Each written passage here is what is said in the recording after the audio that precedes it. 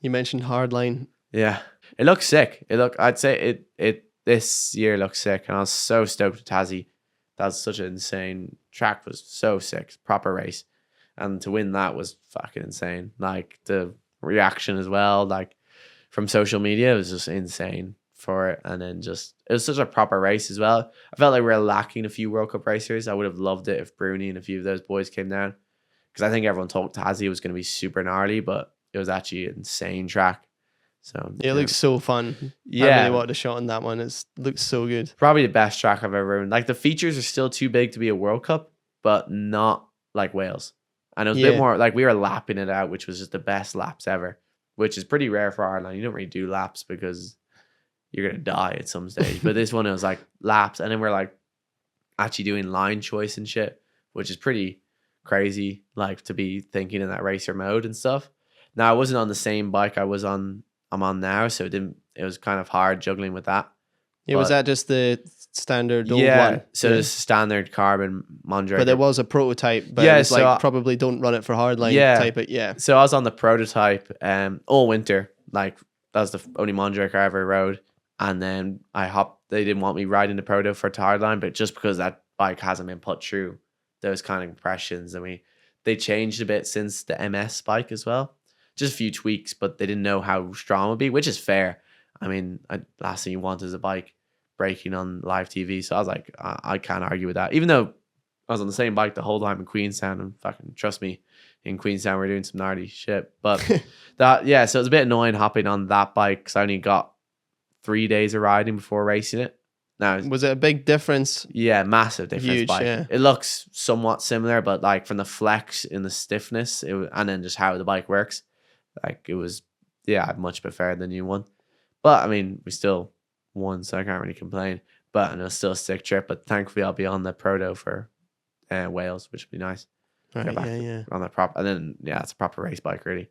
Yeah. Be interested to see how it does in the big jumps, because right now we have it set up in such a race way. I don't think a lot of people think race bikes don't jump and hit bike park stuff that well at the minute. I'll have to change it, so I'll go Dovey for beforehand to get her used to the old big G outs up the lips. Yeah, that'd be sick. Did you ride much on the old bike when you got, because you signed, when did you? So when I've been talking to Mondraker a good while through the winter, so it's kind of like in the works. So I rode the prototype, like a version of the prototype, a few laps before I signed, just to make sure that and I could tell kind of straight away that this thing works. Like it was nowhere near my setup. It was front end was super low. I think the bike was too small for me, but you could tell, right? It was like, right, this thing goes. So, and then I've only rode the prototype, and then I only hopped on the old carbon bike 3 days before Hardline. So I didn't exactly have a lot of time on it, but yeah. And then we did a little bit of practice on Hardline to help there.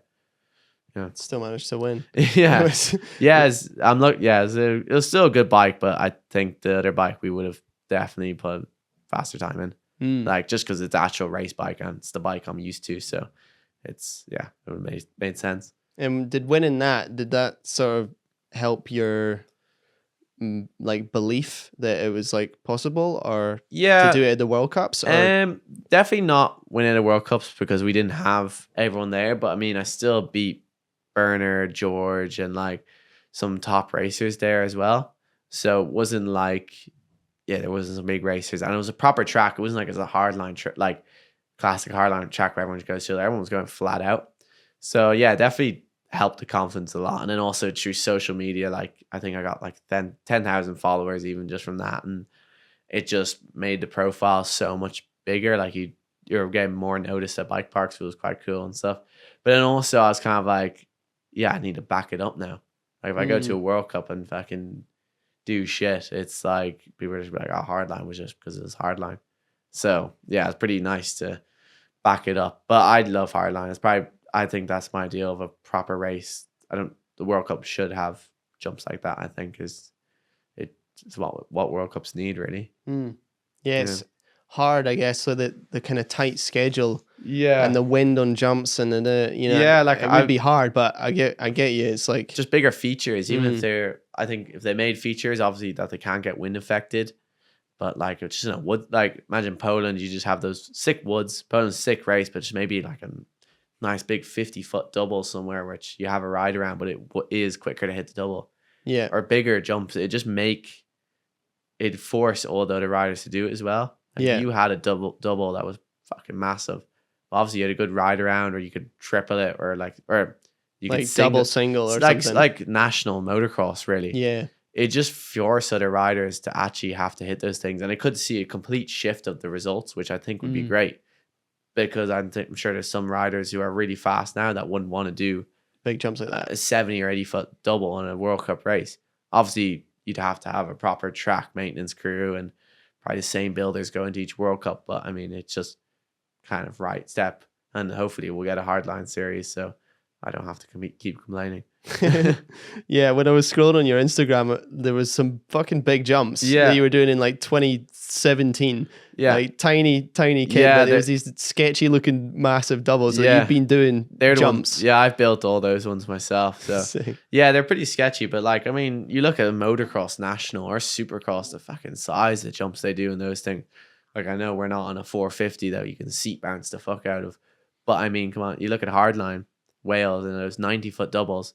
They're safe as, like, they're so chill. Well, you got to sprint into them, but you can hit them on a race run. I just think that's a perfect example why we can't have those in the World Cup. But I know we have, 180 elites and 100 juniors rocking up, and then like it's just so much more into it. But I think that's what World Cups need, is it would just be so much spectacular. But maybe that's why hardline does so much better in the viewing, because it's only a race that has those. So yeah, it's just I just want big jumps in a proper racetrack. Would be sick. Yeah. I said this into the Riders Union, but no one responded to me. But it's but that's why I love hardline so much, because the tracks are just proper. The sick tracks.